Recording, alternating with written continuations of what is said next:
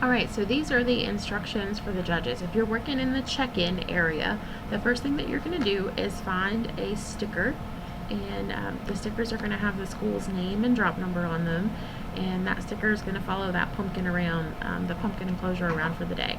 The first thing is to look at the safety and make sure that there's no sharp edges, exposed metal, or parachutes. If it has any of those items, you need to contact me or Suzette Braden.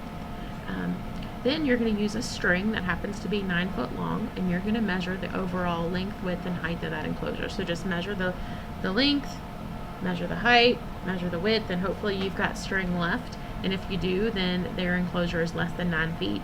You want to go ahead and look on the judge's sheet and just put a checkbox that yes, their enclosure is less than 9 feet. That's all you have to do. Then they're going to bring their enclosures over and have them weighed. Use the luggage scale that's there. Twist the luggage scale back to 0. It's got a little dial indicator on it. You can attach everything up to their carabiner and use the pick on the luggage scale, measure the weight of it, and record it. Hopefully their weight is less than 35 pounds. If not, that's another time when you can tell them to take some things out of their enclosure and try again, or they're disqualified, and we will not drop any pumpkins that are over 35 pounds. Then go ahead and measure the weight of the pumpkin to the nearest tenth of a pound. So that would be like 16.2. Mark that down on the judging sheet. Then they're going to move on to the pick point.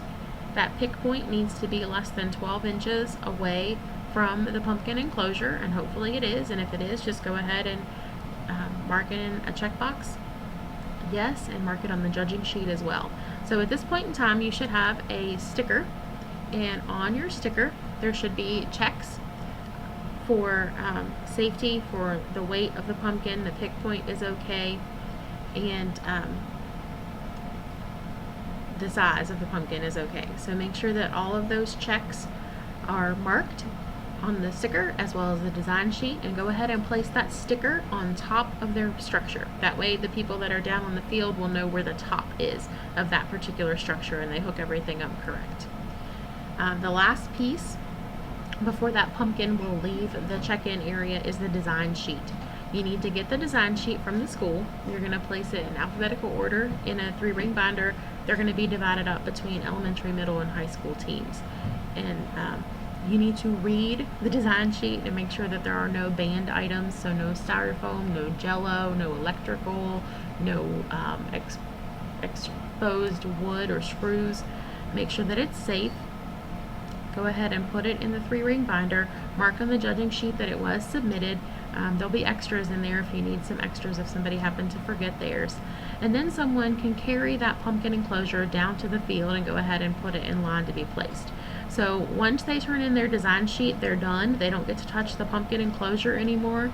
It's hands off. It's on you to make sure that nobody messes with that enclosure and that it gets placed down on the field, first come, first serve order. Alright, if you're working as a drop zone judge, first thing you want to do is make sure that the area is safe before you pick it up. If you question whether the enclosure looks safe, then again, ask me or Suzette and we'll confirm.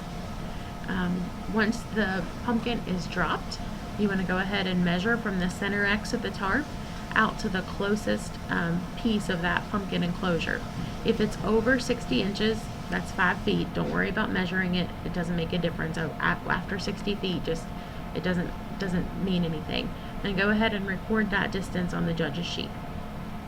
Then you're going to pick up that enclosure, carry it over to the judge's table, start your stopwatch, and begin extracting the pumpkin.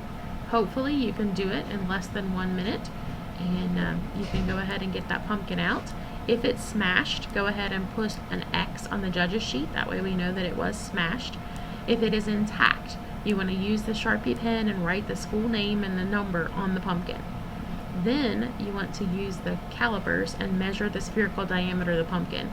If the caliper happens to go all the way around that pumpkin, then more than likely the pumpkin's too small and they're going to be disqualified. And again, before anybody gets to disqualify anybody, the head judge, either me or Suzette Breeden, has to look at it and make sure that that pumpkin's disqualified. So then you're going to pass that pumpkin along to our sustainability judging team.